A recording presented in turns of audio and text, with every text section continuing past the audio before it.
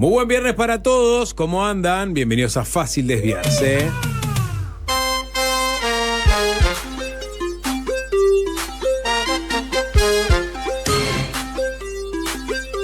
Siempre fue un mimoso. Una bosta humana. ¡Para vos! ¡Ahí va! ¡Ahí va! ¿Se puede decir bosta en radio? No te metas con la droga.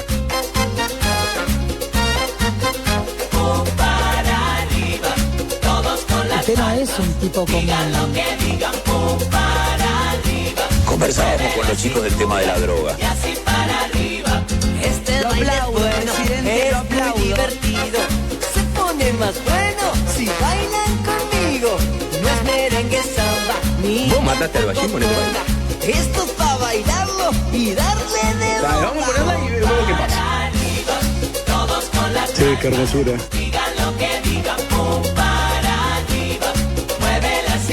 Cerro más playa, Piriápolis.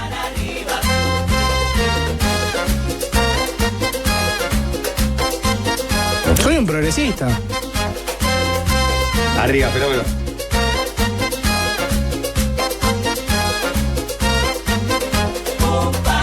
¿Cómo estás, Nicolás? ¿Qué ¿Qué tal? dice Sapo? ¿Todo bien? Bien, por suerte, todo tranquilo. ¿Cómo estás, fenómeno? ¿Qué haces, Jorge? Me gusta porque los efectos es como que es una gran fiesta el viernes y los personajes de Fácil Desviarse se van a rimar. Sí. Lorena, ¿no? El pato. El verano lo veo. ¿Qué más está por ahí? Apareció uno nuevo. No te metas con la droga. ¿Quién es? Apareció uno nuevo. Conversábamos con los chicos del tema de la droga. No. Este es conocido, es un personaje conocidísimo. A ver, dame vuelta ese. No te metas con la droga. ¿Es un locutor de español neutro? No. A ver, yo sé quién es. ¿Quién lo identifica de la audiencia? Muy difícil identificarlo. Es muy. El que lo saca, me saco el sombrero. Sí, El que bueno. saca Tiene que estar No, muy atento. Yo creo que no. programa. Yo soy lo que soy. No, ese. El escribano. El escribano el otro día se pronunció sobre un tema. El escribano. Siempre Yo está. no sé si el ano de un hombre está preparado para ser penetrado. El ¿no? escribano está en la fiesta de Fácil Desviarse, Sí. abonado. Está abonadísimo. Hay un paper de The Lancet a propósito de aquella interrogante que. Sí. Qué lindo ese pene. ¿Eh? ¿Eh? ¿Quién? Qué lindo ese pene. ¿Quién dijo eso? Por favor. Bueno. Sí, no, ya sé, pero. Carlos, ¿qué ¿En qué necesidad? contexto? Pero vamos a saludar a la gente, ¿no? Qué lindo. 16-21, el programa que viene por delante. Mamita. Arroba Alvin Green, emperador de la consola, ¿qué tal? ¿Cómo andás? Estabas medio apagado, pero ya te despertaste, ¿no?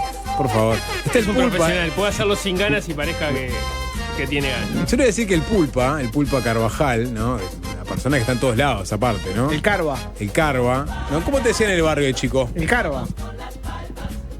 Hacía Caldera, pero ¿Caldera? El Calderita. ¿Por Calderita, por Calentón? Sí. Ah, ¿sí? Mirá. Calderita. Ah, mirá. ¿Sos un pasivo agresivo o no? Siempre está un poco enojado, Gastón. ¿Sí? Calderita. Pero no te das pero cuenta. Y creo que él no se da cuenta, pero cuando se lo decís siempre se da cuenta y se enoja. Mirá, mirá. Pero calderita de irse a las manos Sí, o sí, calderita. sí. Pero ¿no lo ves que ya está enojado? No, bueno, Ya se pero lo nunca, dijiste. nunca lo vi en una situación violenta. Mirá, ya está enojado. Pará, dame, Mirá, dame a Gastón, por favor. ¿Hiciste terapia una vez? Sí, ahí trabajaste. Qué proceso, la claro, ira. sí, sí. Perfecto, me encanta. ahora aprieto. No, mentira. ¿Qué te dice? Bueno. Porque este vos me hace la típica, estás enojado, yo digo que no, obvio, y me hace enojar sí, si tú me estás obvio, enojado. ya chupó. Se cortó el pelo, creo él. Se cortó el pelo, pasó por el coafer, ¿no? Para estar coqueto el viernes. Estamos hablando del Switchermaster estrella de la transmisión espacial de canal de YouTube de FM del Sol. El avioncito, @ César Giacosa. Broadcasting, por donde lo miren. Buenas tardes para todos. Muy tinelesco el movimiento. No, es muy Riquelme, el personaje de este actor, Totti Siliberti, que se murió. Totti, ¿no? Siliberti. Me confundo con Lilian Siliberti. No tiene nada que ver, ¿no? Tiene que ver. Uno es Siliberto, no es Siliberto, estamos hablando de No, Siliberto. Liliana Bueno, Celiber. o sea, el jueves, el Tanito, llega cuando quieras, ¿eh? Total, @ Tanitus cuando quieras llegar. 16-23, ¿no? Y no hiciste ni un registro. ni un registro audiovisual todavía. Igual Tano, nosotros te vamos a decir en el momento que hagas el registro. Nico te va a decir Ahora. Nico te va a Voy a decir. hacer así. Atadito de chupa 1, 2, huevo. 3. Acción. Otro programa de fácil desviarse, Sapo. Sí. Mensaje de WhatsApp al Sí, por favor. 097-441-443. ¿Ese audio es de la entrevista al secretario de la Junta de Drogas? Joaquín de Barrio Sur. ¿Qué No me te gané? metas con la Te droga. aplaudo, Joaquín, Sí, te aplaudo. sí, Tipo de Joaquín. audiencia que queremos y que merecemos. Bien. Sí, Joaquín. Era un audio vinculado a la droga, Joaquín. Le invocaste. Bien, No, perfecto. el audio era vinculado a la droga claramente porque era el tipo diciendo no te metas con la droga. No te metas con la droga. Martín lo sacó también, el doctor. No que te se me está metas con la escuchando. droga. Hay varios que lo sacaron. El entrevistado ayer, el psiquiatra de la Junta de Drogas, que me gané, lo había mandado Claudia. Estamos rifando poca cosa, te digo. Este Jorge. programa. Podemos tener el siguiente bloque algo para regalar, ¿eh? ¿Sí? Sí. Ah, bien, Nicolás. ¿Nuevo libro? No. Bueno, capaz había nuevo libro. ¿Qué pasa? ¿Cómo regularizar una vivienda? Una declaración jurada de catastro. Sí. El gran libro sobre colonización. Sí. Por el doctor J.R. Tintoretto. Está ahí, que lo está escribiendo. ¿Cómo Lo está escribiendo. me tiene lo de Tintoretto, eh? ¿Pero quién la metió? ¿Quién? Y hay varios. Hay varios, O sea, Sapo. primero, es inocultable. ¿Es inocultable? Dame una, buscame una Tintoretto foto es de. Yo no me quiero meter con No el hagamos eso, no hagamos eso. No, Lo único que pa- digo es que se volvió un tema de conversación. Porque a mí no, a mí, Da Silva lo ha marcado ¿En serio? mucho. Sí, Ajá, sí, lo ha marcado Pero, mucho. ¿qué? A mí no me daba tinta. Pensé que era natural, un colorado natural. Hay tintas y tintas. Para mí, o sea, si estamos hablando, ¿no? Si vos mirás el pelo de nuestro expresidente, por ejemplo, claramente atravesó de distintas fases, ¿no? pero Atravesó eso es- distintos colores.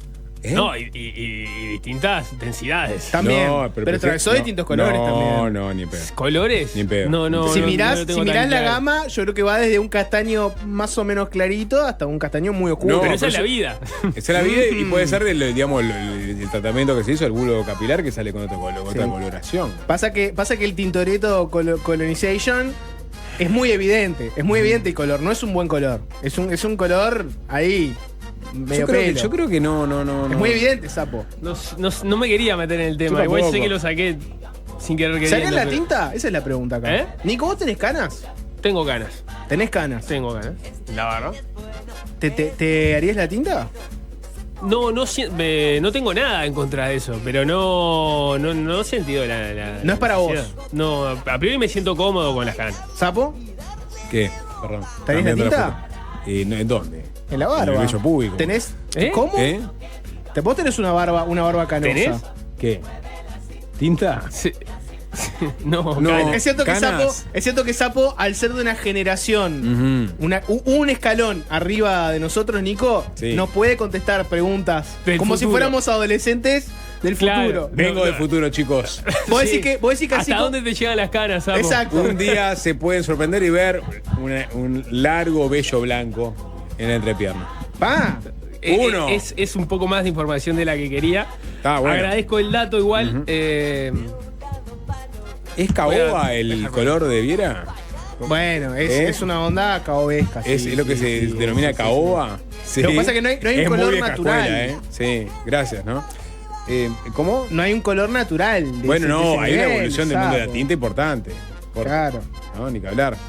¿De qué estamos hablando? Yo creo que ¿De tinta? Yo creo que la tinta, Y- la tinta presidencial fue una tinta de un color mucho más natural. Yo no- mucho mejor hecha. Pero Yo vos no- decís, yo no encuentro tinta ahí. estoy seguro, ¿eh? ¿No? No, digo, pero no tendría nada de malo. Lo único una que digo es que persona- no fue algo que digamos, no era lo que te pegaba cuando Ajá. mirabas el pelo del expresidente. No es lo primero que uno pensaba. Me sorprende de Da Silva, que tenía un líder, su líder político, su caudillo, evidentemente no tiene traumas con el tema capilar, y él machacando mucho con el tema de la tinta, etcétera. ¿No? ¿Por qué decís que no tiene traumas con el tema Y capilar? bueno, porque no tuvo problema en hacerse implante, todo, etcétera. O sea, que está mal un poquito de vanidad, de querer tener un poquito más de pelo, de tener un pelo teñido, Pero con no la plata de canoso. colonización no, Jorge. Con la plata ¿Cómo? de Pará, colonización. no, pará, Ya va. estás a un nivel de yihadismo, Nico. O sea, estás a un nivel de yihadismo extremo. Lo vas a perseguir porque se hace la tinta. Pará, Nico. Soltalo, Nico. Está en el piso. ¿Hay que hacer una actualización Colón o no? estoy No, ca- no, ¿eh? no. ¿En qué No, no, estamos ya en está. el momento en que el presidencia entiende que con dejar de producir su colonia podría seguir en la actividad. Aparece una directora nueva de colonización, que es Colonna. Algunos entienden que fue nula la decisión, porque 2 de los 3 votos están impugnados. Sí. Tiro randómicamente cosas. La discusión a esta hora, por ejemplo, porque hoy el país sí iba sobre esa discusión que vos planteás ahora. Sí, en la medida de que algunos entienden que hay una inconveniencia para que el presidente de colonización sea el presidente de colonización y a la vez colono, entonces las medidas que se tomaron a partir de ahí son nulas. Hoy, por ejemplo, el país avanzaba sobre eso. Rizzo estaba como por esa posición, más allá de que no se da, decía la nota del país, no sabía bien quién podía impugnar eso. Después había otros especialistas, Daniel Ox, por ejemplo, y otros más que iban por el lado contrario, decir que entendían que no iba a haber problema con la nulidad de esa visión. Si uno mira, bueno, la cantidad de voces que aparecieron, puede ser, bueno, ahí no va a haber problema. Ahí tenés a Pedro Bernardi que entiende que tendría que ser nula la decisión. Robert Silva entiende que no. Ahí tenés dos visiones de la oposición. Claro, pero para eso ¿Pero quién define eso? Claro, la pregunta que a mí me surge, ahora lo estoy razonando en caliente, porque no sabía que íbamos a ir para ahí, es cómo llegás a esa determinación, porque vos primero deberías establecer que efectivamente Viera no podía ser presidente de colonización. Claro. Y eso es apelando a la Constitución, me imagino que sería con un recurso de inconstitucionalidad. Ponele. Entonces, a partir de ahí tendrías que ir al vicio de las... El vicio inicial para después definir si hubo vicio en las decisiones. Yo no, digamos... Está muy entreverado como para pensar que va a pasar eso. Está, pero bueno, ese es un ángulo de la discusión. El otro es, bueno, el presidente de la República en su momento salió a decir que debe dar un paso Viera, ¿no? Que entiende que a partir de este artículo de la Constitución, el 200, bueno, no está bien y tiene que renunciar a su situación de colono para seguir siendo presidente de colonización. Salió Alejandro Sánchez ayer y fue matizada o fue por otra línea y fue no tanto que tenga que renunciar a su condición de colono, sino que deje de tener actividad como colono, utilizando una analogía con lo que pasó, por ejemplo, con Alejandro Stepanisic cuando fue presidente de ANCAP en el periodo pasado. Alejandro Stepanisic es funcionario de carrera de ANCAP. Sin embargo, cuando accedió a la presidencia de ANCAP, no dejó de ser funcionario, pero sí suspendió su actividad como funcionario y dejó en suspenso el cargo y, por lo tanto, estuvo habilitado para participar del directorio del ente. Esa es la figura que manejó No se la lleva a la Alejandro oposición. Sánchez. Claro, ¿cómo se sustancia eso? Tampoco queda claro, porque es claro que el colono, parecería, por la ley de colonización, tiene que tener actividad, tiene que estar en el predio. Bueno, él vive ahí, de hecho, por lo que decía hoy el propio presidente de la República. Hoy volvió a hablar sobre el tema Orsi y no fue claro, o por lo menos no dijo en calidad de qué o cómo sucedería. Dijo, bueno, no va a ser un testaferro. Pero bueno, entonces, ¿quién mantendría la actividad? ¿Cómo eso terminaría dándose? No es algo que esté formalmente comunicado. No, capaz que tenemos una interpelación, capaz que tenemos una renuncia, capaz que tenemos una decisión de dejar explotar su colonia. Eso, claro, la película no terminó. No, está bien, porque por otro lado vos podrías apelar a...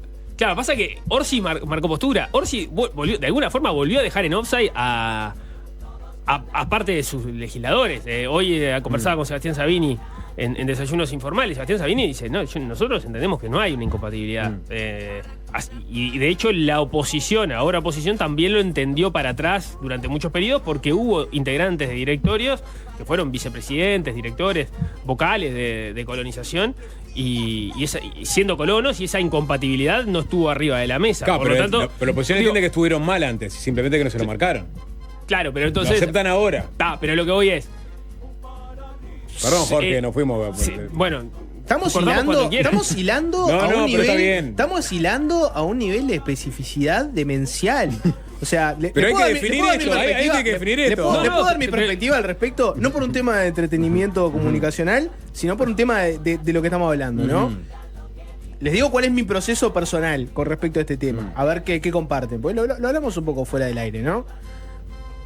Es natural que haya como cierto camino conjunto entre la oposición y el periodismo y los medios. ¿Por qué? Porque ambos un poco terminan controlando al que está en el gobierno. Y hasta cierto punto mucha gente que consume medios, los incansables escuchan este programa, por ejemplo. Claro, la diferencia que hay, por ejemplo, entre las notas con el oficialismo y la oposición. Por lo general, el oficialismo te responde a las cosas que han hecho en su gestión, y la oposición viene a denunciar cosas, entender lo que está mal. Y por lo general uno tiende a ser un poco más condescendiente con la oposición, porque como no están en el poder en este momento, y bueno, la crítica más que nada es una crítica sobre el archivo que tienen, las propuestas que están haciendo. La responsabilidad la tiene el Ejecutivo. Exactamente, ¿no? Y acá tenemos una paradoja muy interesante que ya la hemos discutido en el programa, que es, ahora cambió el gobierno, los que estaban en el oficialismo pasaron a la oposición y viceversa, entonces vos podés ver paradojas de la vida, ¿no? Por ejemplo, si el que ahora está en el gobierno, la línea ética que se traza es la que tenía antes cuando criticaba, y podés ver lo opuesto también. Y a mí me parece que estamos en un nivel, pongo el ejemplo de colonización, ¿no? Está bien, la compra del campo. Vamos a analizar si la compra de este campo estuvo bien o no. Perfecto, se analiza. Colonización. Analicemos si colonización es un buen programa o no. Bueno, vale la pena por la plata que se gasta, a quiénes beneficia, el contenido ideológico, se debate. El presidente de colonización es colono, ¿eso está bien? ¿Está mal? Se debate, por supuesto, hay un artículo de la Constitución. Llegás hasta ahí y ahí empezás a ver un archivo, ¿no? Y en el archivo, lo primero que te aparece es que los que están criticando esto, antes no lo criticaban, porque tenían en sus filas gente de colonización, que era colono, y nunca habían saltado para decir absolutamente nada. Y ahí vos decís, bueno, ok, hay un poco una doble vara, ¿no? Están ahora saltándole a la yugular al presidente de colonización. Antes no pasaba nada, siga. Pero después mirás otro tipo de casos, como por ejemplo, no sé, tuviste una directora de secundaria que se autodesignó inspectora. Y ahí a nadie le rechinó absolutamente nada. Estoy hablando de Jennifer Cherro, que era la directora de secundaria, colorada, por lo menos Robert Silva pero, la defendió públicamente. No, pero rechinó, fue tema de discusión y se dio marcha atrás. Totalmente. Y Robert Silva fue el primero en decir que estuvo mal. No fue el primero en decir que estuvo mal. Después de que apareció todo esto y después de que se debatió, ahí salió y dijo que estaba mal. Digo.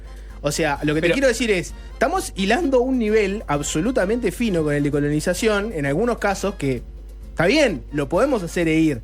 Pero llega un punto en que a veces el ruido político ya un poco te empieza a molestar. Yo entiendo que acá no hay ruido político. Acá vos tenés un problema que tenés que resolver. El problema de resolver es, vos tenés un presidente de colonización que es colono y según la interpretación de muchos constitucionalistas, es incompatible su cargo con su condición. Perfecto, se discute. ¿Cómo se resuelve esto? El gobierno entiende que se resuelve con el presidente dejando de explotar su colonia, no deshaciéndose de su colonia, por ponerlo en términos, digamos, macro. Y ahí la discusión es si puede hacer eso o no. Entiende que no, que si se desprende de su colonia estaría bien. Si sigue siendo colono, él va a seguir tomando decisiones sobre las colonias y en definitiva, cuando deje el cargo va a volver a explotar su colonia y va a haber tomado decisiones sobre su colonia. Entonces, sí, ¿no? ¿Y cómo se desprende de esa condición? ¿En quién claro, recae? exactamente. Entonces, esa persona, ¿cómo va a acceder a una calidad de poder explotar un campo de colonización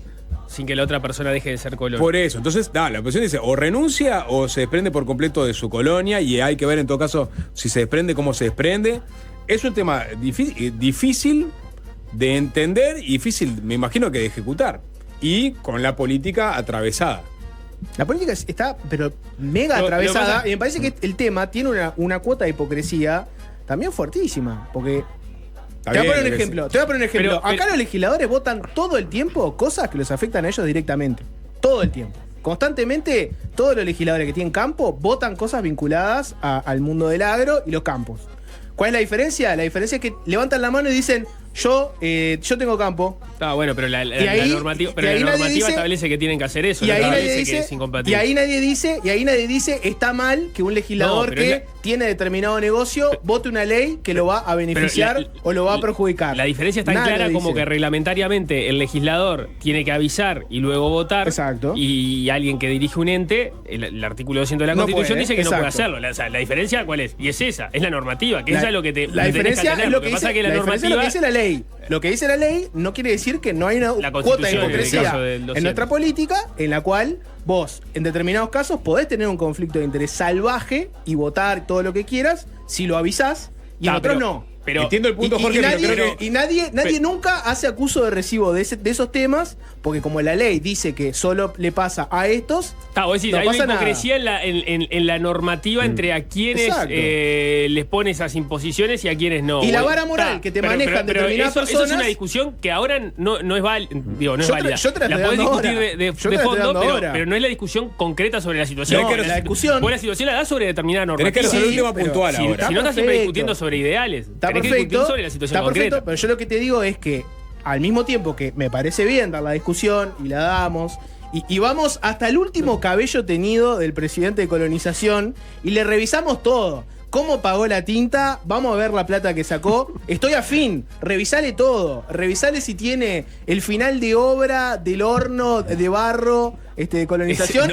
Ese no es el presidente de colonización. Revisáselo. Es el intendente electo de La Valleja. No importa. Ahora vamos con este otro. Vamos a revisarle el campo de colonización. Estoy afín. Pagó la plata de BPS de todos los arreglos que hice. Vamos a crucificarlo. Estoy afín. Lo que te quiero decir es que al mismo tiempo que te digo eso y que me parece que está bien hacerlo de los medios, la hipocresía de la política de que te manejan una moralina salvaje, las mismas personas que te dan discursos, ¿no? Del conflicto de interés y demás, son personas que todos los días votan cosas que tienen conflicto de interés salvajes, pero como en la ley está que se puede, perfecto. Bueno. No pasa nada. Pero Jorge, vos tenés yo entiendo que hay una dimensión política en donde todos están en su juego.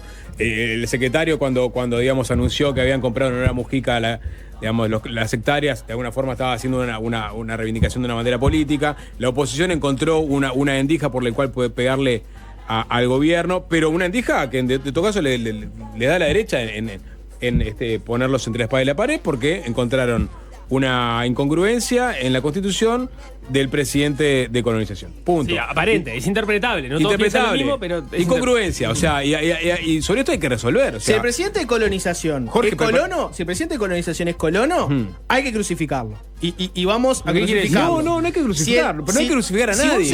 Si un senador. Perdón, Jorge, esa es la dimensión política, en donde todo adquiere unas dimensiones de épicas de guerra. En realidad no. La discusión, en todo caso, que tenemos nosotros es sin escorarse hacia un lado al otro, decir, bueno, está.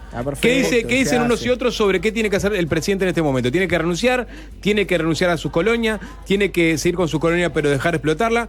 Eso lo tiene que resolver alguien. En este momento.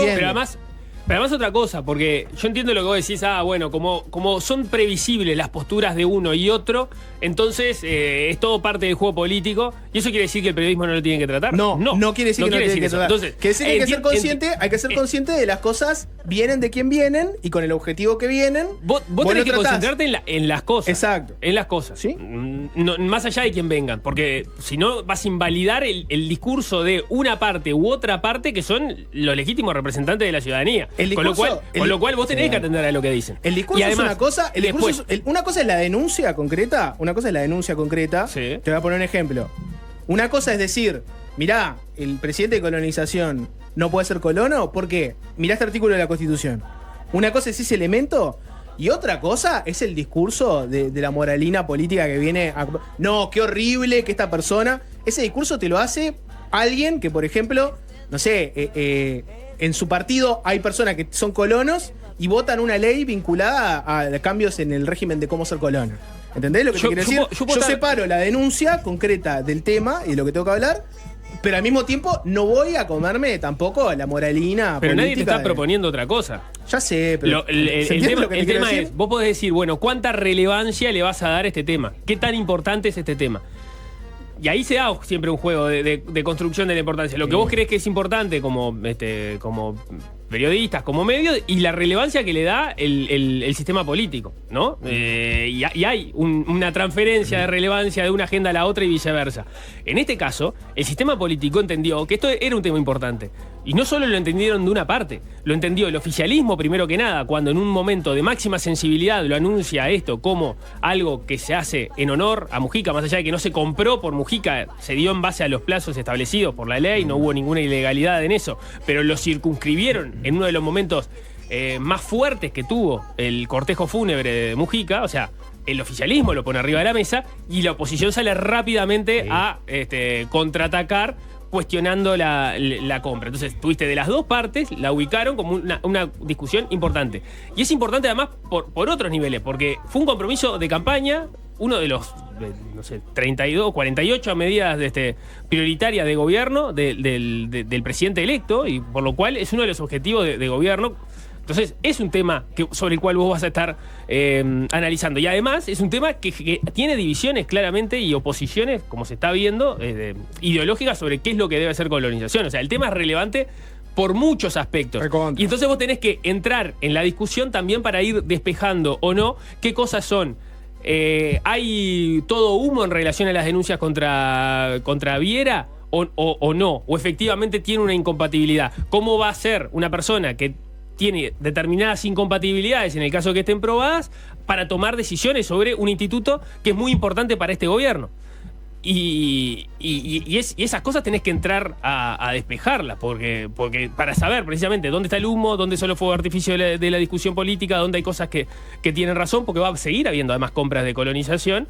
Y entonces, está bien que nosotros, como periodistas, y la ciudadanía vaya también logrando balancear y entender el tema. Yo creo que estamos haciendo el relato de lo que está sucediendo en tiempo real. ¿Sí? En este momento tenés una discusión, un debate abierto sobre cuál va a ser el destino final del presidente de colonización.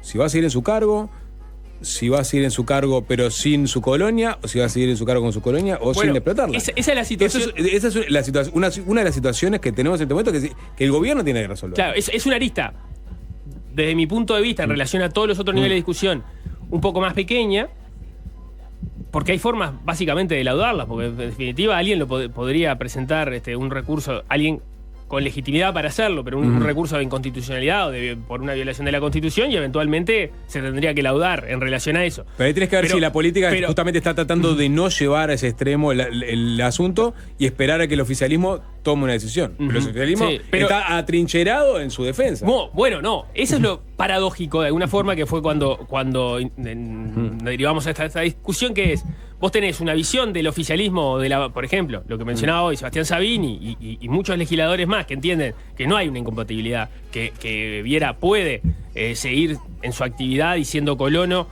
sin dejar de ser el presidente de colonización, pero el presidente y entonces podrían mantenerse en esa posición, a ver qué pasa y qué reacciones toma la oposición en ese sentido, más allá de las críticas públicas, si hay algún otro tipo de recurso. Pero el presidente de la República sale a decir otra cosa, y es que entiende que sí hay un problema y que por lo menos tiene que relegar. Tiene que dar un paso, dijo. Ni siquiera dijo un paso en qué sentido. Pero habló de su situación de colono. Sí. ¿No? Sí, dijo obviamente. Su situación de colono. Entonces, bueno, tiene que cambiar su situación de colono. Bueno, después se aclaró a través de Alejandro Sánchez, bueno, no su situación de colono, sino la actividad de la que está haciendo. Perfecto, pero ¿a través de qué forma? Eso no está claro. Y es una paradoja o una interrogante que pone arriba de la mesa el propio gobierno cuando Orsi sale a dar una declaración que matiza la postura que había tomado el Frente Amplio en un primer momento, que era decir, no, acá no hay ningún problema, se sigue para adelante. O sea, se va a seguir para adelante con la política de colonización, se va a seguir para adelante con Viera como presidente del instituto, por lo que se ha dicho por parte del oficialismo, pero no está claro a través de qué manera y qué tan viable es esa manera. Sin colonia o con colonia, en este momento. ¿no? Sí. Digo, capaz que es muy sencilla la solución y ellos la tienen arriba de la mesa, pero en las últimas declaraciones no ha quedado claro. Hoy mismo Sabini expresaba que bueno, es algo que tiene que resolver el presidente de la República. El propio presidente de la República hoy cuando habló, por lo menos a mí no me quedó del todo claro cuál es la figura a través de la cual lo haría. Hoy de noche la basura se saca los viernes, hoy de noche tenemos la solución. Y el fin de semana se licúa todo y el lunes ya pasa todo el tema. Mi lógica sería decirte que no, pero la última vez que hablamos sobre el tema Cecilia Cairo, dijiste algo similar y pasó así. Sí. Así que en esta me llamo a silencio. No, bueno, pasó así. Y vuelvo con el tema. Pues le planteé le doy vuelta a la tortilla, ¿no? Pues les planteé un escenario. Podemos ir a polémica hoy, Jorge. Está el otro. Estamos picantes. Dale, ¿no? obvio. Dale. Está el otro. O sea, está el otro, que es las mismas personas que le saltaron a la yugular a una directora de secundaria por autodesignarse inspectora, las mismas personas que entendieron que hay un conflicto de interés, de que si vos tenés un cargo, no podés tomar una decisión que en definitiva te afecta a vos mismo, esas mismas personas ahora entendían que el presidente de colonización podía ser colono y definir qué hacía colonización y que no pasaba nada. O sea, esa otra parte de la discusión también me pasa lo mismo que con la otra. Vos ves, y ya es la segunda vez, ¿no? Porque con Cecilia Cairo, de vuelta, pasa lo de Cecilia Cairo. Ministra de Vivienda tiene construcciones que no declaró nada. La defensa cerrada. No, esto no pasa nada, es una laburante, tenía otras cuestiones, etcétera. Una defensa incomprensible. Después sale Orsi a decir otra cosa y ahora pasó lo mismo. La defensa. No, el presidente de colonización, si es colono, no pasa nada, puede tomar decisiones que lo afecten y chau. Y aparece Orsi a decir otra cosa. O sea, segunda vez que te bajan la vara, fuertísimo. Te bajan la vara al nivel que no la tenían cuando eran oposición. Y sale Orsi a marcarles la cancha. Entonces, al final, y lo voy a plantear de esta forma que es un poco cruda, también quedás como un boludo dándoles bola. Porque vos le das bola y prestás atención a lo que te dice la plana mayor de un sector político y después sale el presidente a decirte otra cosa que no tiene nada que ver. Entonces vos gastaste tiempo en escuchar una defensa sorprendente de algo que a todas las luces parecía que estaba mal, que ellos criticaban en el periodo pasado, le diste bola y después salió Orsi a decir, no, eso en realidad no es así, es de otra forma. ¿Se entiende? O sea, estás gastando un tiempo fenomenal en cosas que al final te quedan en la nada. ¿Se entiende cuál es el punto o no? Se entiende perfectamente, Jorge. Que ese es nuestro trabajo, perder un tiempo fenomenal en cosas que quedan en la nada. Yo Obvio, me quedo con eso. obvio. Pero bueno, con este tipo de discusiones también, eventualmente también pones arriba de la mesa un poco de información, ¿no? Sobre un tema, con esto que acaba de suceder. Quiero ponerle un moño de alguna forma. Sí, Perdón. dale, ponele el moño. Poner el moño, dale. O lo seguimos después de... Poner el moño no, ponele la tinta a esa cabeza, no le pongas un moño. Vos, basta, Sí, no, chico. no me gusta Sí, eso. tu pelo, tu templo, como Claro. dice el dicho, ¿no? Ok. Mucha cosa para decir. Entré al correo de los viernes viendo qué había escrito Julio María Sanguinetti y él escribe siempre una columna, pero esta vez escribió dos. ¿No? Escribió una sobre antisemitismo y antisionismo, que es su columna habitual, pero después escribió una nota, un obituario, si se quiere, de Hugo Fernández Feingold. Claro. La escrita por Julio María Sanguinetti también, donde recorre la vida personal y política del ex vicepresidente de la República, que falleció, si no me equivoco, ayer. O antes de ayer. No, ayer. Que fue su vicepresidente, precisamente. Claro. A partir del fallecimiento de Hugo Batalla en el 98. Su ministro de Trabajo también. Y hace un recorrido que yo no había leído hasta este momento, digamos, de algunos datos mucho más, más chicos de la carrera de Feingold. Incluso con muy buenas fotos. Acá tenés una foto que está Feingold, está Sanguinetti, está De la Reta. ¿Quién más está? Achugarri, Alejandro Achugarri. Claro. Y Rigoli. Sí, Felipe Rigoli. Sí. Bueno, en fin. Y hace todo un recorrido por la carrera política de Fernández Feingold. Obviamente, digamos, para muchos, el momento de mayor relevancia histórica fue cuando toda la comitiva del gobierno de Valle fue a Washington en búsqueda de ese préstamo puente que le permitiera a Uruguay abrir los bancos después de aquel feriado bancario de una semana. Y la llamada, sobre todo, la llamada que hace Feingold, en realidad, lo que sucedió fue que Feingold le pasa al director de la OPP de ese entonces, Ariel Dabrié, el dato de que efectivamente había una persona dentro del Ejecutivo norteamericano que estaba dispuesto a sentarse a hablar con la comitiva y ver de que se consigan los fondos en tiempo y forma, para que los bancos puedan abrir el lunes. Y Feingold, ¿qué le dice a Ariel Dabrié? ¿Se acuerdan? Taylor es de Peñarol. Sí. O sea, fue Fernández Feingold el que le transmitió a Ariel Dabrié esa frase. Todo esto lo pueden encontrar en el libro 2002, Memorias de una crisis. Exactamente. Escrito por Diego Sass, está en librerías, les recomiendo que vayan, que lo compren. Pregúntenle a su librero de confianza, ¿tenés el libro de Diego Sass? Así preguntá en genérico porque hay varios, entonces te pueden dar en los 90 relatos de una década bisagra, Venite que hay historias, lo mejor del rock urbano. No me vengas con historias. Venite que hay historias es un show que hicimos en un unipersonal que hizo en Parador del Cerro. En el Parador del Cerro. No te quiero corregir sobre tu propio libro. Mientras yo estaba en Cuba, ¿no? O sea, me doblé. No quiero corregirte sobre tu propio libro, pero el título es Venite que hay historias y la bajada es lo mejor del rock uruguayo. Sí, pero tampoco era de rock. Así. No quiero que encasillarlo, encorsetarlo en un género solo. Pero hay una historia no dicha sobre Fernández Feingold, que es la pregunta que el sapo nunca pudo contestar. Bueno, sí, totalmente. yo no sé si fueron más de 3 personas uruguayos que estuvieron en Woodstock en el año 69. Y sé que una de esas personas fue Hugo Fernández Feingold. Estuve mucho tiempo tratando de que me contara cómo había sido esa experiencia, cómo había llegado a Woodstock. O sea, seguramente estaba en Nueva York con alrededores en ese momento y era joven y había un tremendo festival y alguien le dijo, vamos para ahí, como pasó con la mayoría de los que terminaron yendo. Era un festival acotado en público que terminó desbordando por completo su capacidad. Fueron 500.000 personas. Cuando originalmente habían vendido 50.000 entradas o algo así. 097-441-443. Uruguayos que hayan ido a Woodstock, escriban y digan, Sí. Sapo, yo estuve en Woodstock, y le dejan una anécdota. O sea, y las leemos Jorge, al aire. a ver, seguramente haya no más de 3 uruguayos que estuvieron en Woodstock. Ujú. Si hay uno de ellos que está escuchando, es porque nos escucha la mitad del país. Y si no, inventen. Me encantaría. Sí. Me O que encantaría. nuestra audiencia mentira. está muy envejecida.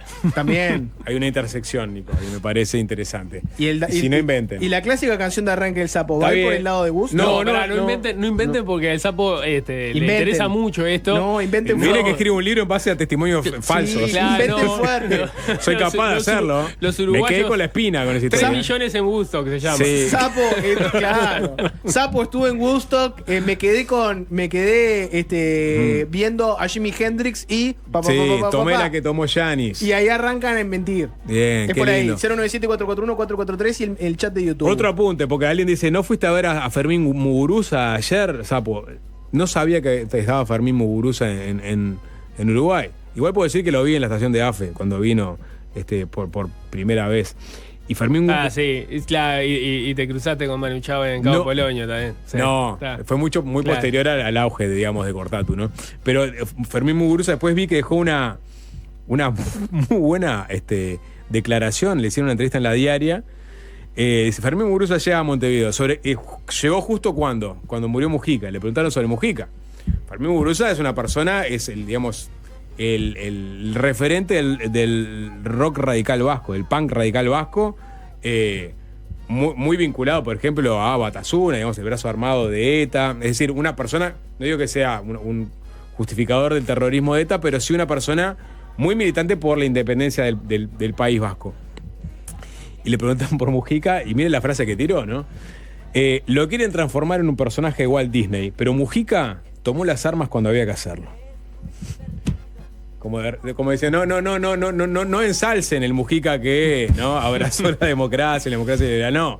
Yo me quedo con el Mujica que agarró las armas cuando había que hacerlo.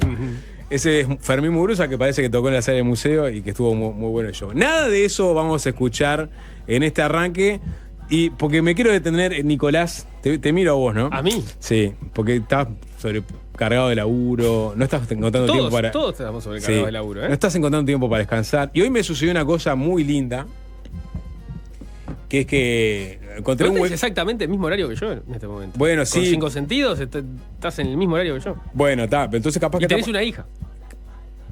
Hoy fuerte nota de 5 sentidos. ¿Eh? El binomio La Calle Pou y Beatriz Argimón entrevistados en un mano a mano de 5 sentidos. Entre ellos. La verdad que está metiendo una agenda de 5 sentidos fuertísima. ¿Viste? Esto por no poner el 5 cuando estás Y en bueno, inglés. pues estoy trabajando, sapo. Bueno, no pasó eso, pero en breve. Nada, logré en un alto en el día. Estaba muy lindo el mediodía, ¿no? ¿Vieron lo que era el Sí, mediodía? Tenía un sandwichito en la heladera, una azotea en casa. Vamos a ver la luz del día. Y me fui para arriba, senté en un banquito que hay ahí. Ustedes lo conocen. O sea, estás haciendo algo que Jorge Valmerino hace. Entregás tus opiniones, Sí, pero además estás entregando algo de tu vida personal. exactamente, pero para un fin superior. Ujú. Que es no solamente entrego opinión, sino que digamos, me convierto casi que en un gurú. Porque ¿qué pasó? Estaba tan lindo y estaba tan cansado que me comí y me tiré en el banquito, ¿no? Así, un banquito chiquito, y me quedé dormido. Con Sol en la cara. con el sol en la cara.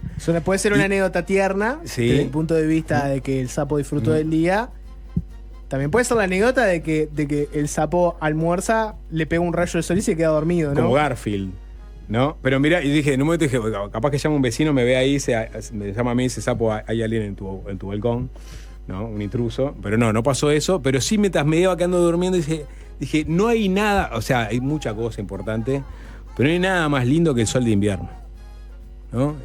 que lo necesitas mucho más que el sol del verano, porque el sol de invierno está en un momento puntual, te calienta, te arrumaca y eventualmente te introduce en el mundo de Morfeo. Mientras que el sol de verano sapó. Te saca de quicio, nada, te genera malestar, incomodidad. El sol de invierno... Te daña la piel. Te daña la piel, exactamente, todo eso. Todos Entonces, te dañan sí. la piel en realidad.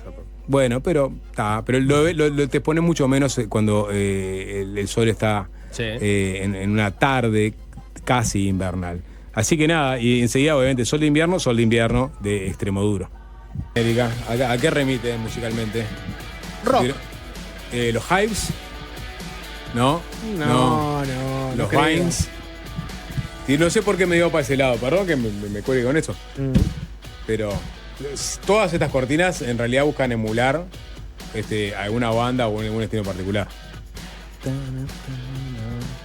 097-441-443. Sapo, Dale, vamos. estuve Bien, en Woodstock, excelente, pero en el vamos. 99 estuvo muy lindo el saqueo. Bueno. No querés anécdotas de Woodstock 99, ¿no? No, digo, si hay un uruguayo en Woodstock 99 que prendió fuego la torre cuando tocaron los Chili Peppers, me interesa. Sapo, querido, yo estuve en Woodstock, algo que pocos creerían, sobre todo al ver que mi cédula dice que nací en el 88. Pero resulta que hace unos días, después de una linda lluvia, encaré el monte a buscar hongos de los divertidos, me comí 4 de la carrera, volviendo del auto noté luces de unos árboles, me acerqué y ahí estaba Jimi Hendrix quemando su viola literalmente. Ese veterano que nombran no estaba, ¿no? Seguro les mintió. Qué interesante, ¿eh? ¿Tenés más, Jorge? Anécdotas. Voy a armar Sapo. un libro con esto, ¿no? Te aviso. ¿Vas a armar el libro? Sí, lo hacemos colectivo, ¿no? ¿Cómo se va a llamar? El libro de historias apócrifas de Woodstock. Jorge, laburé un El tiempo. evangelio apócrifo de Woodstock. Sí. Me gusta. Según Zapito.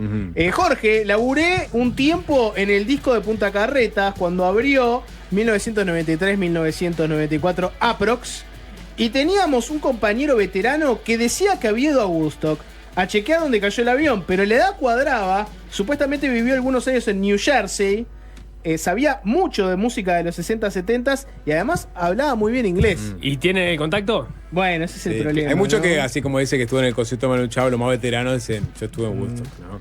Sí. Y, bueno. ¿Cuál va a ser la de tu generación, la de estar en concierto de Manu Chao? No, yo creo que no. La de mi generación va a ser. No, esa es la anterior. Fue la de. Yo estuve en el Centenario con Los Redondos, penúltimo concierto de Los Redondos. Si bien fue mucha gente, porque fue todo un estadio centenario. Hay una mitología muy buena, yo estaba ahí, que tiene que ver con Manu Chao, Cabo Polonio. Ya lo había contado, pero el público se renueva, ¿no? Ramones en Peñarol. Pero Cabo Polonio, circa 2000. Perdón, el Montevideo Rock es uno. Bueno, Montevideo Rock es uno. Yo vi a Sumo en vivo en el Montevideo Rock. Sí, Sapo, clavado. Pero no, pero yo tenía 8 años ahí, o sea que Claro. lo computo, no es de mi generación. Esta era la época que Manu Chao en su carrera solista había explotado, ¿se acuerdan? ¿No? Desaparecido, clandestino. Solo voy por mi pena.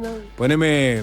Solo voy por mi pena. Poneme un poco de música. Sola va mi condena. Vamos. No. Hay que interrumpirla. Eres mi destino. Nadie le interesa. Podés escuchar 10 segundos. Un MIDI. No, Dame un 6. MIDI de Manu Chao. Dame. 6. ¿Qué es eso? Hablemosle arriba Sí, igual. clanking, clank. Esto Sí. fue. Hubo una época en que 4. un cuarto del Uruguay escuchaba Listo, esta afuera. Manu Chao. Con mi pena, sola va mi condena.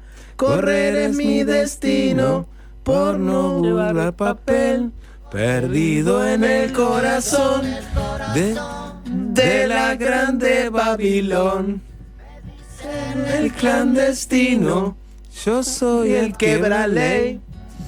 Bueno, Sí, esta época, ¿no? Flojitos igual con la Flojo, letra. nosotros flojo, pero esto explotaba, En ¿no? Woodstock me fumé uno con Forrest Gump y me dijo que Bubba era tremendo miliquero. Un mensaje. ¿Forrest Gump estuvo en Woodstock? Claro, O no, sí.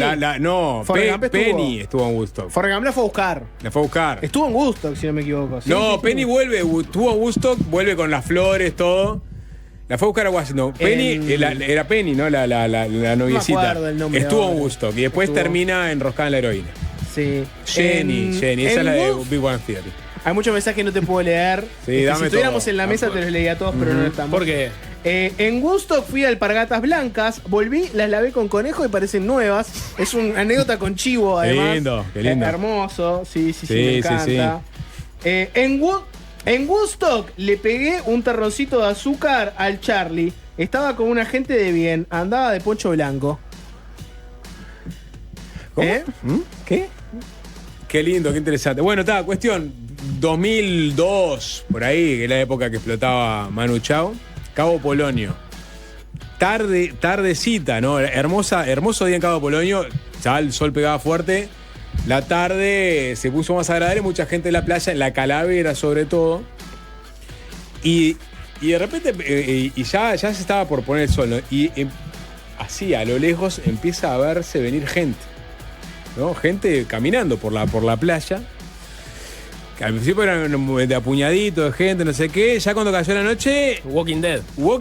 Mucha gente que venía de balizas. De balizas caminando. Atravesando las dunas. Y llegando ahí. Me imagino que ya parando en la estación central, ya era de noche. ¿Y cuál era el motivo del éxodo masivo de los baliceros? Un rumor. El rumor de que esa noche tocaba Manu Chao. Se había esparcido el rumor en la playa, en el pueblo. No había celulares, o por lo menos estaba tan extendido. Tampoco había sentido común, ¿no? No había sentido común, había mucha ansia por explorar y por dejarse llevar. Tampoco había mucho para hacer distinto en balizas. Nada para hacer. Y se fue la gente con el rumor de que tocaba Manu Chao esa noche. Manu Chao estaba en Barcelona, creo. Pero fue una fiesta igual. Pero fue una fiesta y seguramente del derecho y del revés sonó el clandestino de Manu Chao. Soy de la generación que dice que vio a los pericos en la playa Malvin. Es verdad que los pericos en Malvin. Es verdad que hay generaciones que dicen que vieron cosas, ¿no? Está la generación que dice que fue a Woodstock, ¿no? Y No así sé, pero no empezamos a sé cuál seguir. es el toque así que después se convirtió en revelación. Escucho ofertas. No se me ocurre un toque chiquito que digamos, cuando hablo de chiquito es una trastienda. Las manos. Bueno, ahí tengo una. Viste las manos de Filippi, sí. Vi las manos de Filippi en una casa en Maldonado, ni siquiera era un boliche, donde terminó siendo evacuado el boliche con 20 patrulleros afuera. Se corrió y después tocó en Milenio las manos de Filippi en el segundo piso, que era de madera, donde casi se viene abajo el piso de Milenio. Los mejores, los únicos. Otras épocas. Los métodos piqueteros. Sí, ahora somos rectos. ¿Qué más, Sapo? No, y hasta ahí llego porque no tenemos que hacer una tanda o no. ¿O quieren meterse con un temita más? Iron Maiden en la estación central. Bueno, año 92. Iron Maiden, mirá que se cuela por el auricular, Gastoncito. Festival de rock en Durazno. Los guachos iban en tren, dormían en la plaza. Y bueno, generaciones, Sapo. Vos, Nico, fuiste al Pilsen Rock. No, nunca fui al Pilsen Rock. Los redondos en la esquina. Los rondos de la esquina, redondos en la esquina. Claro, bien es esa. ¿Y no hubo en un momento un Cabrera Fest, por ejemplo? ¿Un Cabrera Palusa? ¿No hubo algo así? El Bardo Fest. No, lo vi en la fiesta de la X. Nuestro gusto local. Claro. Viste a Cabrera en la fiesta de la X, Nico. Ese es tu recital Me acuerdo seminal. una vuelta muy quemado, él, o parecía por lo menos, porque había entregado tarde Mateo por 6. ¿Cabrera mala onda? No. Cabrera con mala onda, no, Nico. Te habrás confundido de artista. Hay mucha. Debes estar pensando en otro. Hay mucho buen mensaje, Léelo, Sapo. De todo, no, mucho rumor, mitología sobre bandas y Iron Maiden, estación central, año 92, los punkies los cagaron a pedradas, les tiraron piedras. Primer toque de La Vela en el Tigre. Ese es estuviste ahí, Sí. Bueno, estuviste en un mojón importante. Joe Cocker cantando en un bar de Maldonado después del toque con un pedo hermoso, cuando tocó en el campus. Ojo con qué lindo, Yo fui a Woodstock en Libertad, año 89. La ciudad de Libertad lo organizó coordinado con la coordinadora antirracias. Estuvo el Darno y Cabrera, 2 días de música. Bueno, ahí tenés ese fue Cabrera el Palusa. antecedente del Mustock. ¿Te acuerdas el Musto, el hospital psiquiátrico? Moonstock, el de Luthier. No, el Musto.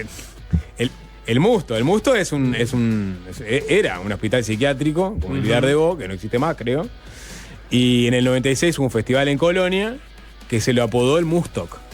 Que está en el libro Los 90 del Relatos de una década bisagra. Vayan a su librería amiga y pregunten, ¿tienen el libro de Diego Sass? Con la... Puede ser 2002, Memoria de la Crisis, puede ser los 90, Relatos de una década bisagra, o puede ser Verídica de Historia, La locura de los músicos uruguayos. Brigante y Qué Racias. loco prolífico, ¿eh? Brigante y Racias del MLN. El MLN tuvo que ver con la organización de ese festival también. Que está la famosa anécdota de un punky. Era un campo que le habían alquilado a un campero, a un hombre de campo de ahí de Colonia. Y había vacas, obviamente, ¿no? Y parece que empezó a escasear la comida. Empezó a escasear todo. Hubo saqueos en una suerte de supermercado que era una capilla, en realidad lo pusieron como un supermercado. Y la historia más famosa es un punky pasado de hongos corriendo una vaca con un tramontina para carnearla. No, ¿en serio? Sí, claro. Hermoso. Sí. Bueno. Intuyo que no logró su cometido. No, claramente no. Motley Crue en el Méndez Piana, no te creo. No. Giselle, Café Tacuba en un club de Solimar. En Sorba de Solimar. Solo una decena de personas. Sí. ¿Es verdad que viste a Kiss en la cárcel de las Rosas? Se dice que sí, pero algunos dicen que no era Kiss, que era Jamiroquai en el Palacio de Peñarol. un grupo de parodistas. Yo vi a Silvio en el Gran Parque Central. Sí, yo también.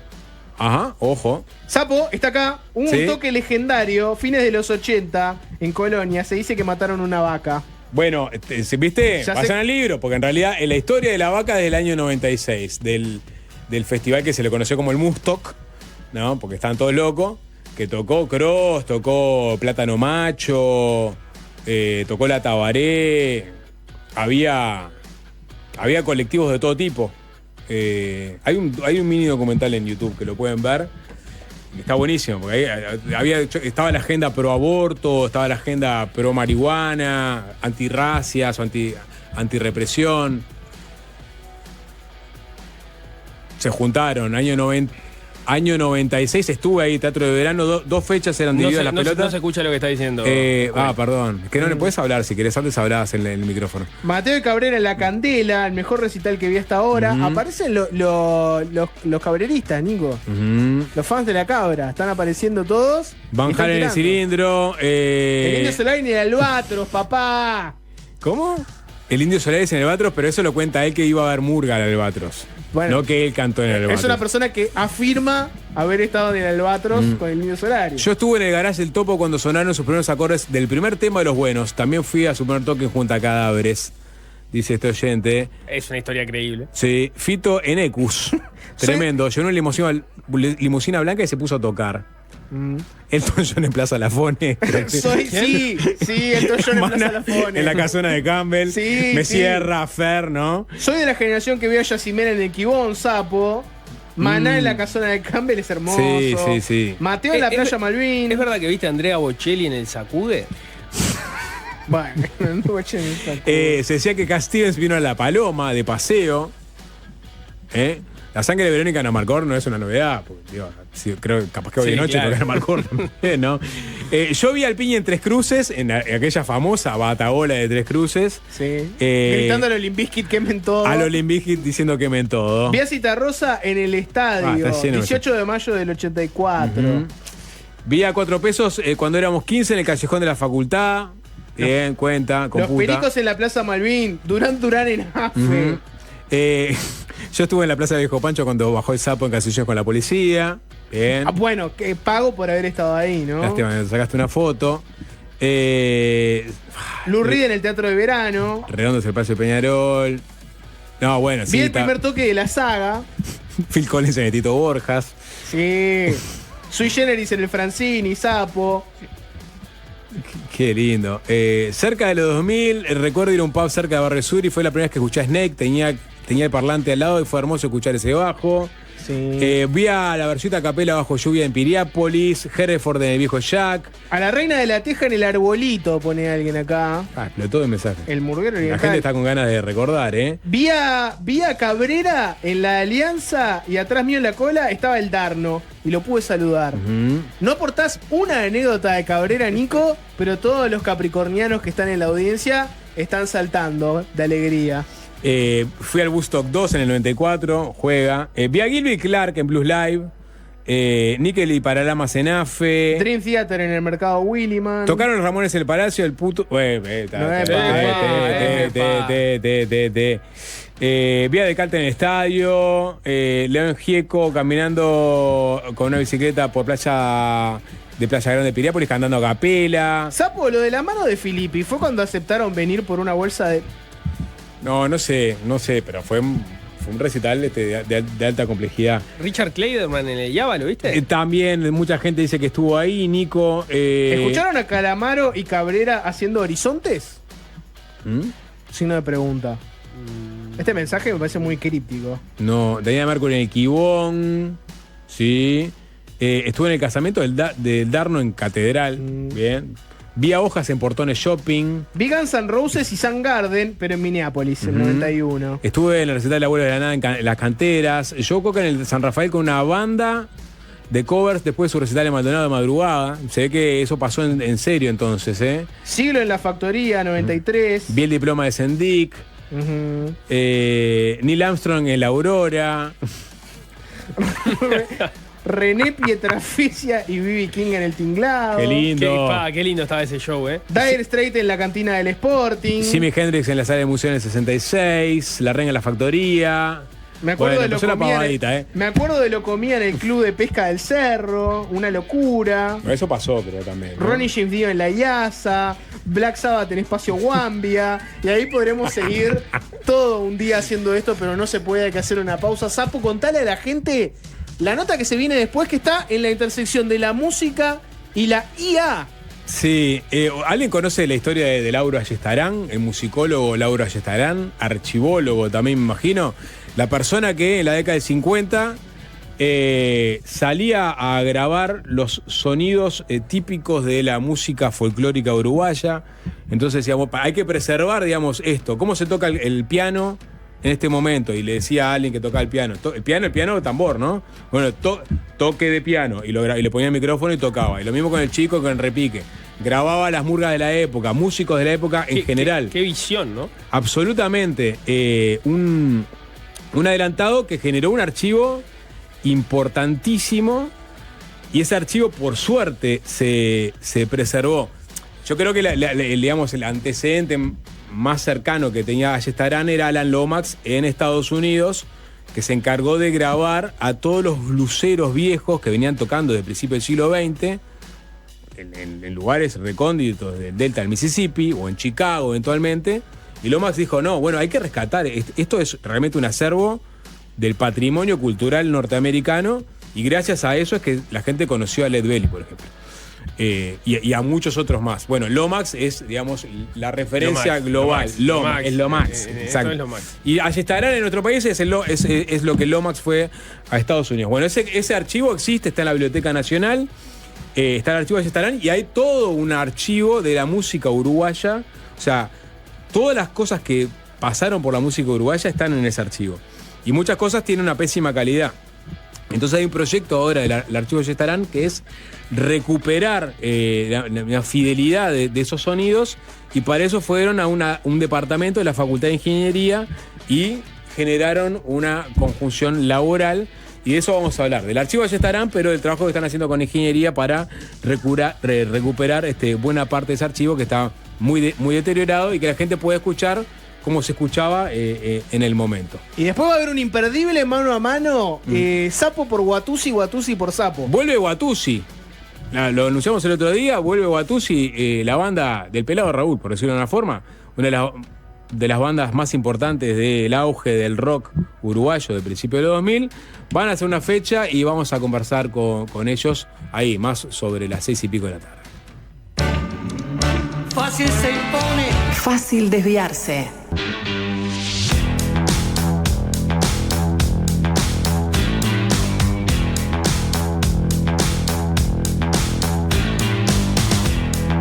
Vamos a meternos con arqueología musical en serio. Vamos a hablar de el Centro de Documentación Musical que tiene su centro en la Biblioteca Nacional, que custodia el archivo de Lauro Ayestarán. Vamos a meternos un poco después en la vida de Lauro Ayestarán, quién fue y qué es los cometidos que tiene este centro de documentación, y específicamente qué es lo que contiene el archivo de Ayestarán.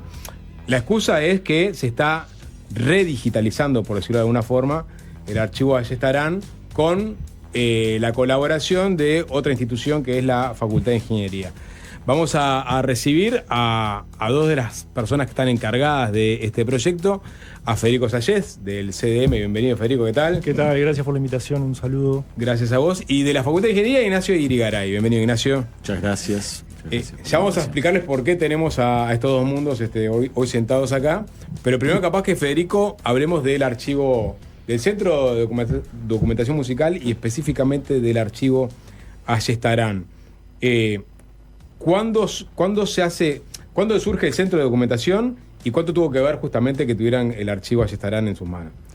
El Centro Nacional de Documentación Musical se crea en 2009 tras la compra de parte del Estado uruguayo del archivo Ayestarán en 2002. En 2002 se compra el archivo Ayestarán, que estaba en manos de la familia Ayestarán. Lauro Ayestarán fallece en el año 66 de forma repentina.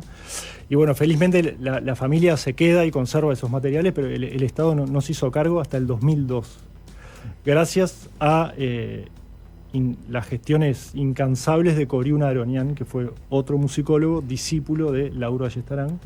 Bueno, Coriún no paró de trabajar con la familia para que el Estado se hiciera cargo de eso, que era un tesoro nacional.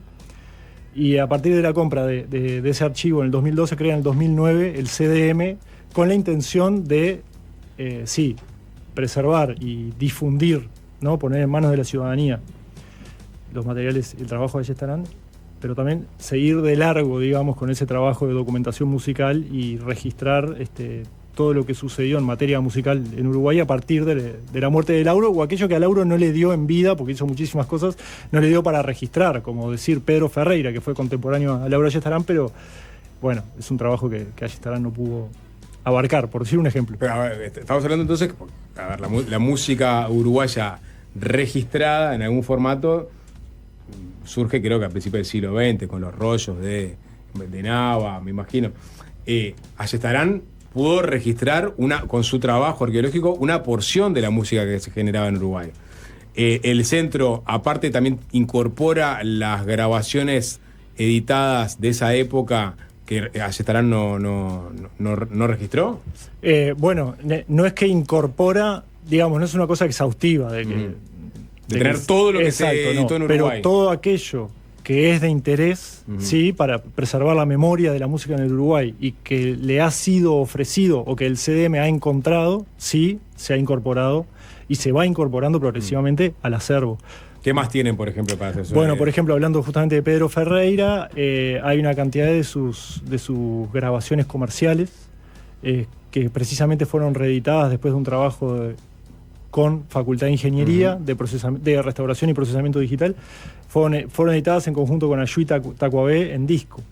Entonces, Pedro Ferreira, que es algo muy difícil de encontrar, los discos de surco originales de Pedro Ferreira, que son muy difíciles de encontrar, esos están en el CDM. Y es parte de un trabajo, como dijiste, de arqueología musical un poco, de ir atrás de eso. Por otro lado tenés el caso de... Pedro Ferreira vinculado al candombe, ¿no? Al candombe. Es una figura fundamental del candombe. Tenés el caso de Braulio López, que donó al CDM masters de los olimareños. Bueno, ¿masters de sus primeros discos? O... De varios discos, sí. No solo los primeros, sino de varias etapas. Bueno, eso tiene que ver con que se formó un CDM, sí, gracias a la compra del archivo Ayestarán, pero con la intención de crear ese más grande Centro Nacional de Documentación Musical, y hay un músico como Braulio López que dice, bueno, quiero dejar mis cosas ahí. Ahí está. Sí. Capaz que en esto de la música editada y el trabajo de Ayestarán, capaz que señalizar, vos, Fede, complementá, que él se interesa sobre todo en lo no editado, ¿no? En lo folclórico, claro, en la tradición oral, en todo ese mundo que queda por fuera de la industria naciente de esa época, ¿no? De la industria musical, digamos. Sí, a ver, hoy para presentarlos de una forma, decía, en Estados Unidos estaba Alan Lomax, ¿no? Que registró a los bluseros que nunca habían entrado a un estudio. Por ejemplo, se puede conocer la música de Led Belly, que lo grabó en la cárcel. Ayestarán, de alguna forma, también hacía eso. Iba a registrar esas cosas que eran marginales de la música, O rondas infantiles también, o sea, todo lo que tiene que ver con las costumbres de la época, iba y lo registraba. Exacto. Ahora que nombraste a Alan Lomax, Alan Lomax es parte de ese fenómeno que se dio a lo largo de toda América, del cual forma, o sea, es una época donde la musicología, musicólogos y musicólogas se entregaron mucho a lo que llamaban en aquel entonces la folclorología o el estudio de los fenómenos folclóricos, y salían al campo a grabar. Alan Lomax es uno más, como lo fue Ayestarán, fueron contemporáneos en el trabajo. Tenemos correspondencia entre Ayestarán y Alan Lomax. Y tenés el equipo de Carlos Isamit en Chile, por ejemplo, donde estaba Violeta Parra trabajando y grabando en el campo. Tenés a... en Brasil me imagino que habría. Sí, Mario Andrade, Bram Weiser, había un equipo. Carlos Vega, el famoso Carlos Vega en Argentina. Y estaba José María Arguedas en Perú.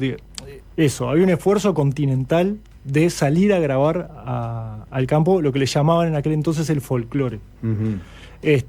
En eso que le llamaban folclore, había determinadas categorizaciones, ¿no? de qué entendían por folclore. En ese sentido, Ayestarán tuvo una mirada muy amplia, muy abarcadora, y fue más allá de ciertos conceptos de la época que, bueno, el folclore era solo el viejito que estaba tocando la guitarra en la puerta de su rancho en el interior profundo. Dijo, no, canción infantil también es folclore, el candombe también es folclore, integró el candombe a las nociones de folclore. Así que ahí graba tambor por tambor. Exacto. ¿No? Los pregones de oficios callejeros, graba al afilador, al escobillero, al vendedor de afeitadora en la feria, en fin. Amplía ese panorama. Bien. Ese archivo, yo recuerdo Sondor había editado en su momento. Ayuí fue el que se editó. Es un mapa musical del Uruguay. Ah, eso, perdón. ¿Está accesible hoy día, aparte del archivo, en Spotify, en alguna plataforma? Si la gente quiere escuchar los pregones, por ejemplo, que grabó Ayestarán.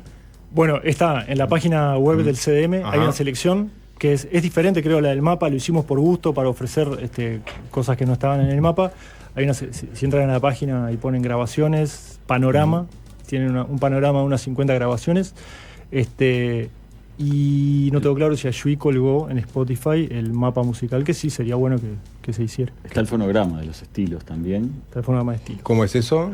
¿El año pasado o el otro? El otro año. Hicimos el CDM, la iniciativa del CDM, se seleccionaron, no me acuerdo cuánto, un montón de estilos. Estilos es un género que se cultivaba acá y que un poco fue cayendo en desuso. Gardel era un estilista, ¿no? Gardel cantaba muchos estilos y que era, Ayestarán decía, ¿no?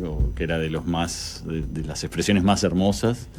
Y bueno, eso, se seleccionaron algunos, se hizo una restauración digital y se colgaron ahí como ese género, como focalizando en ese género. Ignacio, ¿vos cómo entras en esta historia desde la Facultad de Ingeniería?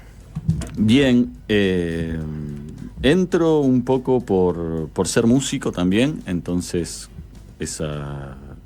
capaz que por una incapacidad de decidirme entre ser músico e ingeniero, forcé las dos cosas hasta llegar a este punto de poder unirlas, ¿no? Y sintetizar algo.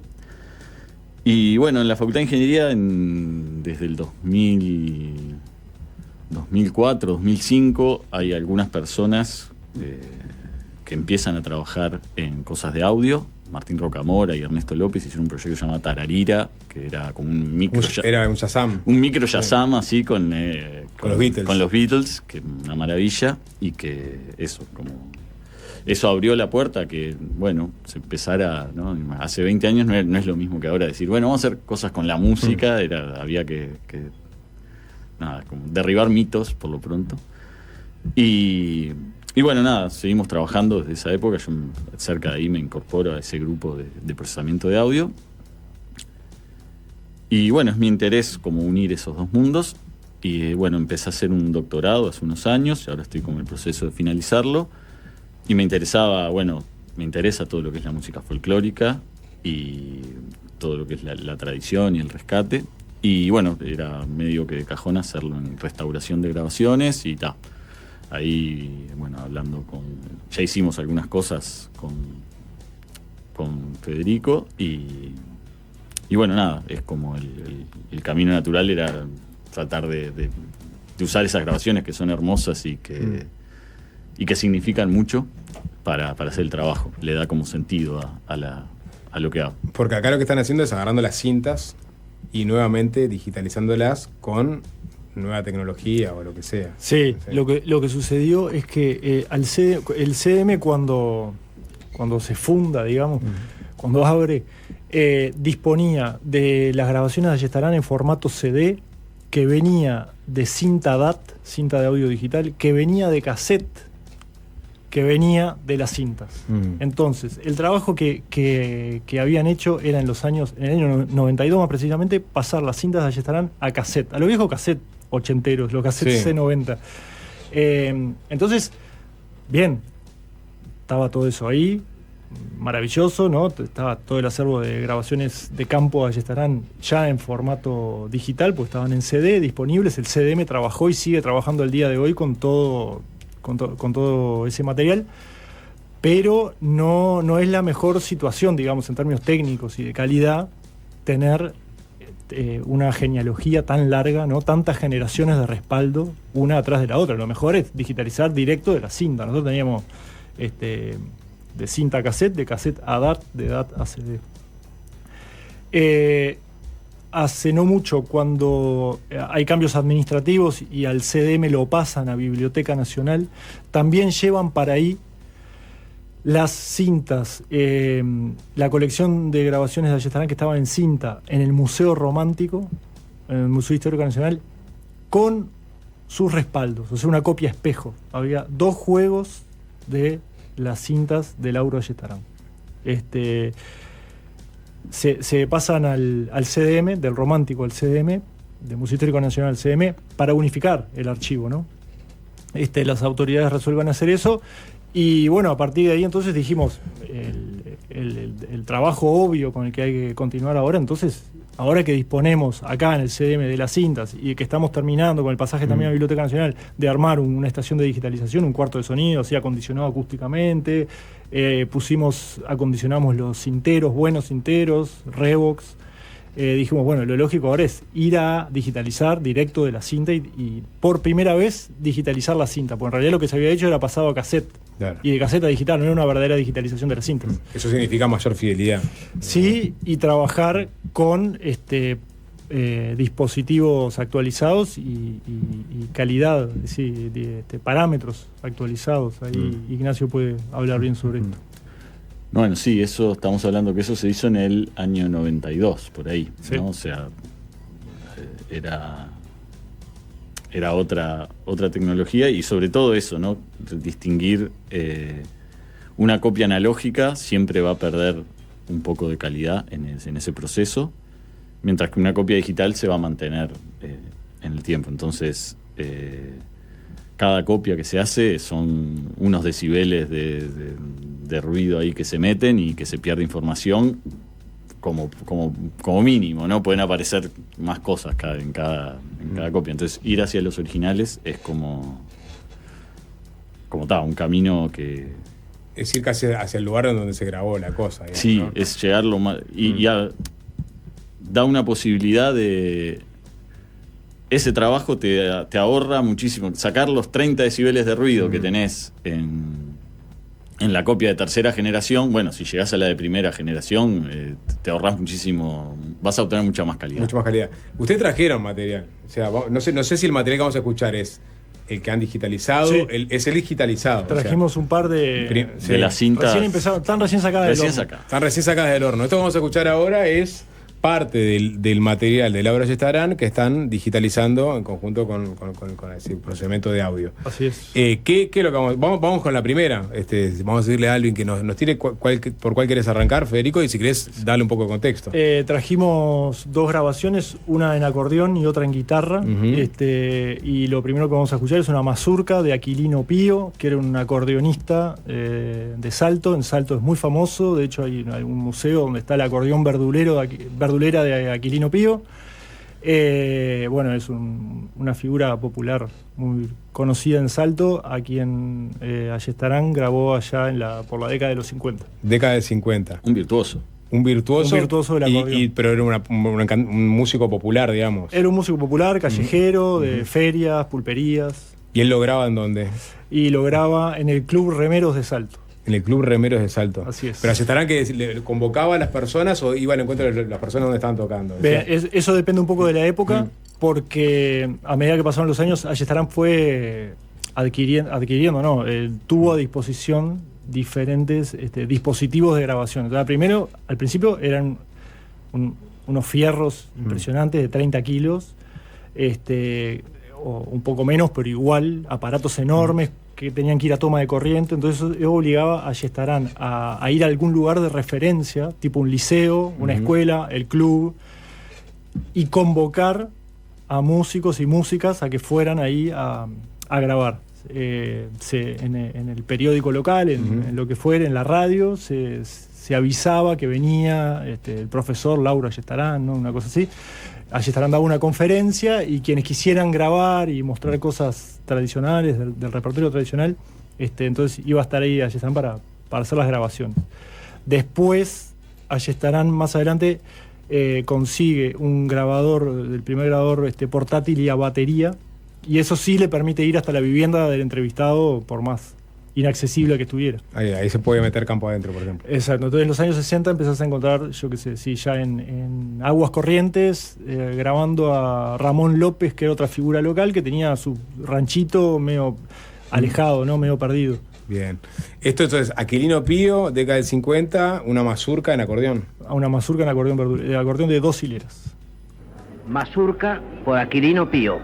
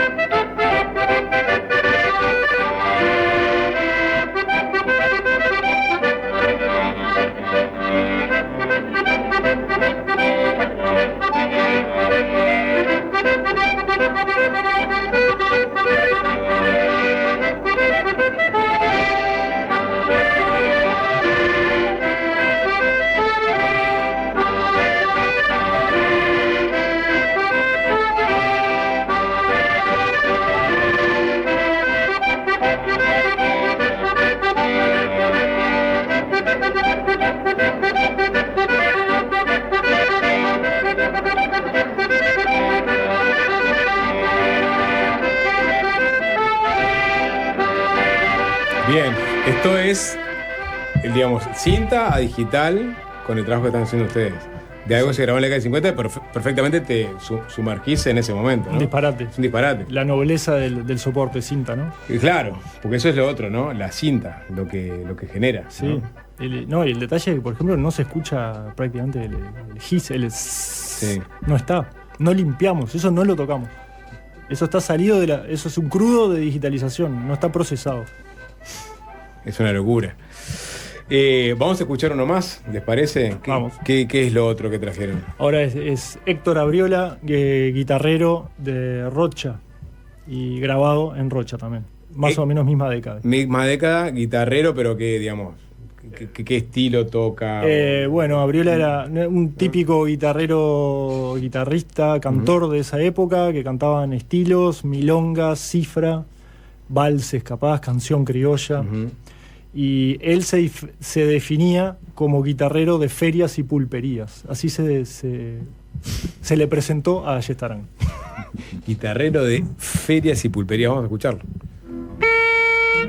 Milonga por Héctor Abriola, letra de Montañés de Maldonado.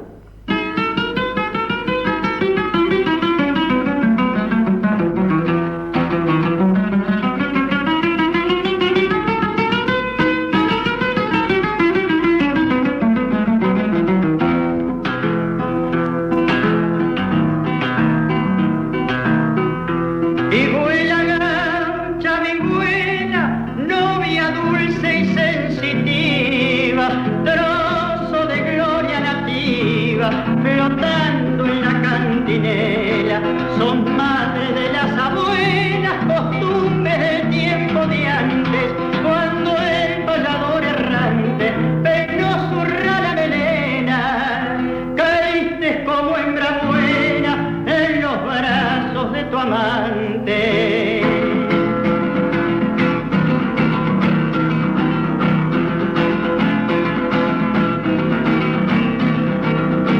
Tienes alma de poeta, vihuela de limpia caja, sos como el amor que viaja en las auroras violetas. Tu nido fue la carreta, recuerdo que dice algo, y cuando al encuentro salgo de las criollas tradiciones, se ve rozar tus bordones la tibia mano de Hidalgo.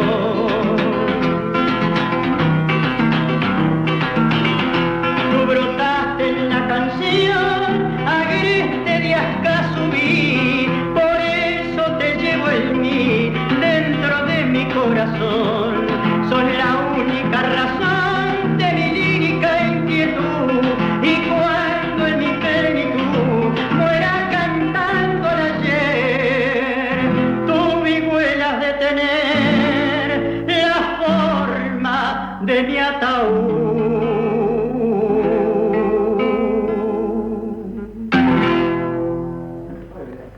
Muy bien, claro, muy bien. La verdad que, porque esta la clavan de una todas, ¿no? Así es, toma uno. Toma uno. Qué monstruos. Esta gente no grababa, aparte era solamente músico de feria y de bodegón o lo que fuera, o lograban grabar, tocar en una radio, o grabar el disco. Bueno, el acceso a la radio ya estaba y es posible que sí, que sobre todo en radios del interior, ¿no? Los lugares a donde, las localidades que frecuentaban, pero... Sí, sobre todo Ballestarán iba a la búsqueda de esas personas anónimas, ¿no? O conocidas en el ámbito local. No quiere decir que no haya grabado a algunas personas que terminaron siendo personalidades, como Amalia de la Vega, Ballestarán la graba, muy joven, Alberto Moreno, o Aníbal Zampayo. Llegó a grabar un par de grabaciones de Aníbal Zampayo. Mirá. Muy joven. Pero bueno, son excepciones, ¿no? Sí.